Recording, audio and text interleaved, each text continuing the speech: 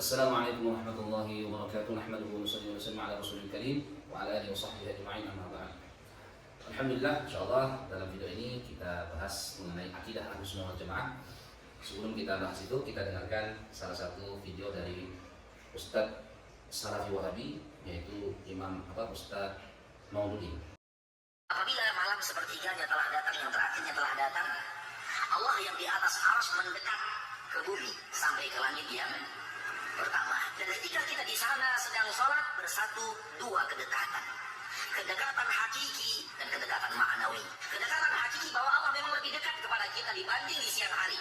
Dibanding bukan sepertiga malam yang terakhir, Allah di atas arsy.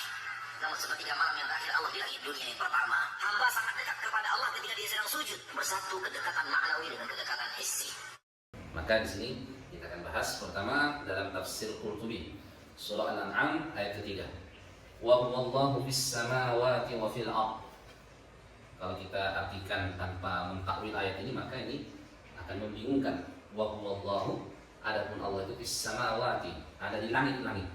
Wa fil ardh, dan juga ada di bumi. Masa Allah ada di langit, ada juga di bumi, ya kan? Maka ini maknanya tidak seperti itu, tentu harus ditakwil sehingga nanti tidak membingungkan. Kemudian Imam Al-Qurtubi beliau mengatakan, wal qa'idatu, kaidah yang harus kita pegang yaitu tanzihuhu jalla wa azza, yaitu kita harus mensucikan Allah jalla wa azza 'anil harakati wal intiqali wa syughlil amkinati, yaitu dari bergerak, dari berpindah ataupun bertempat. Jadi semua sifat-sifat itu, bergerak, berpindah atau bertempat, ini semua adalah sifatnya makhluk, tentu tidak pantas, tidak boleh kita sifatkan kepada Allah Subhanahu wa taala. Kemudian kita buka lagi dalam kitabnya Imam Ibnu Hajar Al-Asqalani, yaitu Syarah Sahih Bukhari, dalam karangan beliau Fathul Bari, juz 8 halaman 106. Fa mu'taqadus salafil a'immati wa ulama'is sunnati minal khalaf.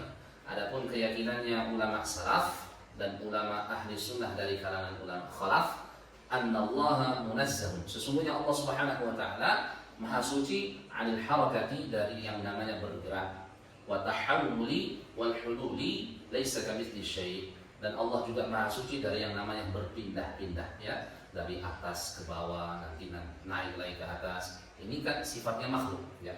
Nah, kalau manusia naik ke tingkat rumahnya yang tingkat 2, nanti turun lagi yang di lantai pertama dan lain sebagainya. Sifat makhluk pindah-pindah, naik turun itu sifatnya makhluk, dan Allah laisa kamitslihi syai', tidak sama dengan apapun. Kemudian kita buka lagi dalam kitabnya Imam Ibnu Abdul Bar, yang nama kitabnya itu Al-Istidhkar, jilid 2 halaman 530. Wa qad qalat firqatun muntasibatun ila sunnati, sungguh satu firqah, mereka ini berkata, yang mana mereka menisbatkan diri mereka sebagai ahli sunnah. Apa perkataan mereka? Innahu yanzilu bidzatihi, sesungguhnya Allah turun dengan zatnya. Ini perkataannya satu firqah, ya, yang menisbatkan dirinya kepada sunnah. Nah, ini hati-hati. Kemudian beliau melanjutkan, wa hadza qaulun mahjurun, dan ini adalah perkataan yang ditolak. Li'annahu ta'ala dzikruhu laysa bimahallin lil harakati wala fihi syai'un min 'alamatil makhluqati. Karena sungguhnya Allah Subhanahu wa taala, tidaklah Allah itu disifati dengan bergerak, dan tidaklah Allah itu sedikit pun mempunyai sifat-sifat makhluk, ya. Tentu Allah suci dari sifat-sifat makhlukat. Ini menurut Imam Ibnu Abdul Bar. Kemudian keterangan yang lebih jelas lagi dalam kitab Sahih Muslim, syarah yang disyarah oleh Imam An-Nawawi, itu kitab Minhaj. Beliau mengatakan di dalam jilid juz yang ke-6 halaman 32. Beliau menjelaskan tentang hadis nuzulnya Allah Subhanahu wa taala ke langit dunia. Yanzilu rabbuna kulla lailatin ila as-sama'i dunya, Allah turun setiap malam ke langit dunia. Nah, itu kata hadis ya. Kemudian beliau menjelaskan, qala al-Imam An-Nawawi, Imam Nawawi mengatakan, hadzal haditsu min ahaditsis sifati, hadis ini adalah termasuk dari hadis-hadis sifat. Wa fihi madhhabani masyhurani lil ulama'i, dan di sini ada dua pendapat yang masyhur di kalangan para ulama. Ahaduhuma pendapat yang pertama, wa huwa madhhabu jumhur salafi wa ba'dil mutakallimin. Itu pendapatnya jumhur salaf dan sebagian ulama mutakallimin. Annahu yu'minu bi anna haqqun 'ala ma yaliqu billahi ta'ala. Yaitu mereka mengimani daripada nuzulnya Allah sesuai dengan keagungannya Allah Subhanahu wa taala. Wa anna zahiraha al-muta'arafu fi haqqina ghairu muradin. Adapun zahirnya hadis tersebut yang kita tahu, yang kita kenal, menurut kita itu ghairu muradin, tidaklah demikian. Maksudnya tidak begitu. Jadi zahirnya hadis tidak boleh kita maknai seperti itu. Wala yatakallamu fi ta'wiliha, dan para ulama salaf dan ulama mutakallimin, sebagai ulama mutakallimin, mereka juga tidak membahas takwil hadis tersebut. Ma'atilqali tanzihillahi ta'ala an sifatil makhluqi.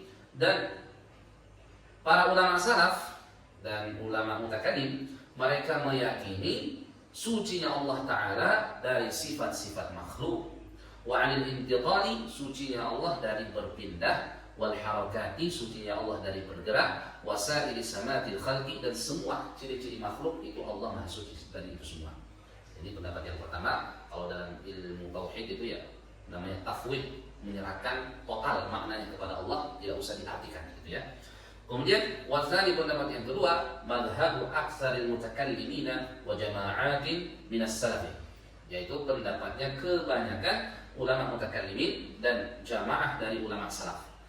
Ini pendapat kedua, annaha tata'awwalu 'ala ma yaliqu biha bihasabi mawatiniha, yaitu pendapat yang kedua ini mereka takwil sesuai dengan keagungannya Allah Subhanahu wa taala. Wa 'ala hadza ta'awwalu hadzal haditsa ta'wilaini. Maka pendapat kedua ini para ulama mentakwil hadis ini dengan dua takwilan. Ahaduha, yang pertama, ta'wilu Malik ibni Anas, takwilnya Imam Malik ibni Anas radhiyallahu anhu, wa ghairihi, dan selain beliau. Ma'nahu tanzilu rahmatuhu wa amruhu aw malaikatuhu. Makna hadis tersebut atau takwil hadis tersebut, turunnya rahmatnya Allah. Jadi bukan zatnya Allah yang turun, tapi rahmatnya Allah. Atau yang turun adalah amrnya Allah, atau yang turun adalah malaikat-malaikatnya Allah. Kama yuqalu, sebagaimana ada ungkapan dikatakan ya, sebagaimana dikatakan, fa'ala sultan kada, seorang raja telah berbuat seperti ini.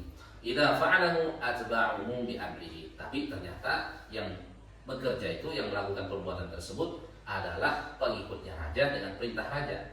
Ya, maksudnya kalau ada seorang presiden misalnya atau seorang pemimpin, dia memerintahkan buat satu jembatan atau buat satu bangunan, ya kan?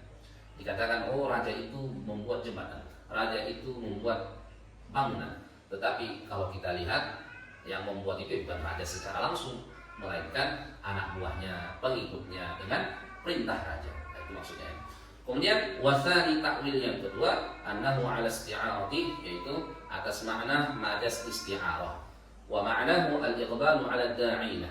Maknanya yaitu menyambut daripada orang-orang yang berdoa, bil ijabati, dengan mengabulkan doa, wal lutfi, dan kelembutan. Nah, inilah pemahaman ulama-ulama Ahlus Sunnah wal Jamaah, ulama salaf, ulama khalaf, ulama mutakallim, ulama kalam ya, atau mutakallimin. Mereka semua berpendapat Allah itu Maha Suci dari yang namanya turun seperti turunnya makhluk, turun sebagaimana turunnya turun dengan zatnya itu. Allah Maha Suci dari itu semua. Maka kita harus waspada dengan pemahaman orang-orang yang tidak faham dalam masalah ini. Allah Maha Suci, laisa kamitslihi syai' wa huwas samiul basir. Allah itu tidak sama dengan siapapun, tidak sama dengan apapun. Dan Allah itu Maha mendengar dan Maha melihat. Semoga bermanfaat. Wassalamualaikum warahmatullahi wabarakatuh.